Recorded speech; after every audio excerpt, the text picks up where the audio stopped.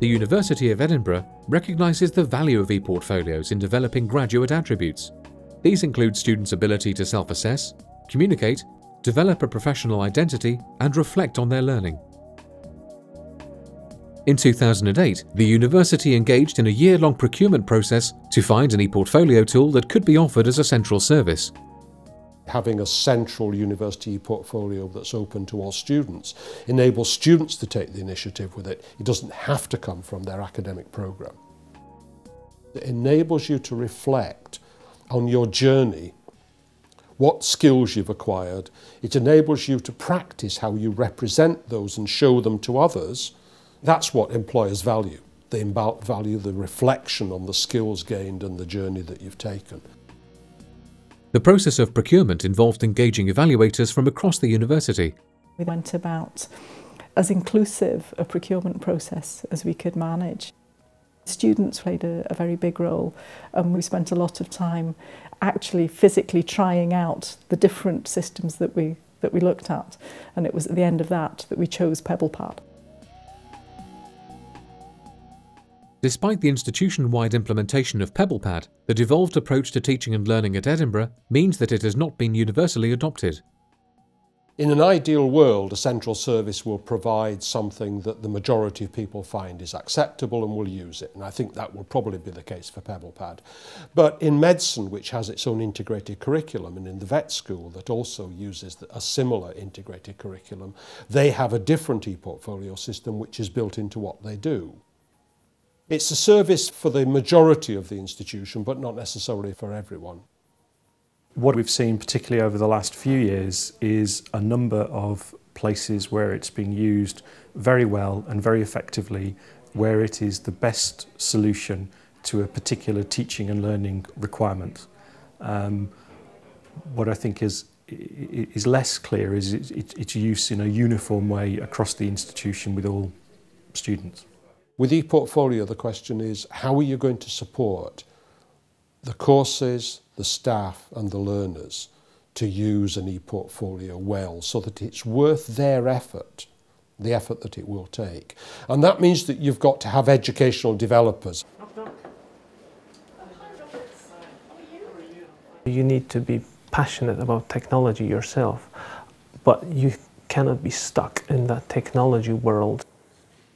That's totally alien to, say, a traditional academic department. So my job is basically linking those two worlds.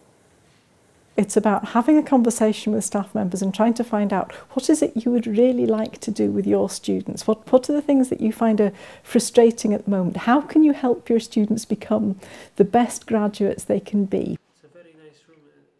Where it's been taken on most effectively is where you can see that it's not about an application of a technology. It's about there's a real teaching and learning need, there's a real pedagogic requirement, and the ePortfolio is the best way to address that. Iona Grant is studying Japanese. She uses PebblePad to support her learning of kanji, the characters used in Japanese writing, and to reflect on what she's learning.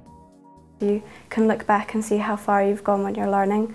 So I found it was quite useful to say I've managed this at this point and I'm aiming for this. When I go to Japan in my third year, I'll use my ePortfolio to communicate back with my lecturers in Britain. Gordon Thompson used his ePortfolio to reflect on classroom observations while on placement for his chemistry honours project. It's a bit like using a diary, I suppose. You get as much out of it as you put in. Last year's honours project, I have a very concise bank of information from that project that I can go back. And because it's a reflective journal in my own words, it takes me straight back to that point in time. What lessons have been learnt since PebblePad was first put into service at Edinburgh? We've been prepared to accept a much more piecemeal and sort of steady, incremental rise in the use, finding those courses, finding those individuals that were interested, those groups of students that were interested, and working with them to build a confidence. The biggest single thing that we can do and need to continue to do is to work with staff to help them to see that it's not about implementing ePortfolio in itself, it's about the way in which an ePortfolio system can be used to support different aspects of the student's learning experience. If you build up demand and get people really enthused about this, but you're not able to scale up to institution-wide, you then have a frustration. We've got something that we can run institution-wide, we know that. We've got really good solid foundations, and we can now start building whatever kinds of buildings we want to put on the top of it.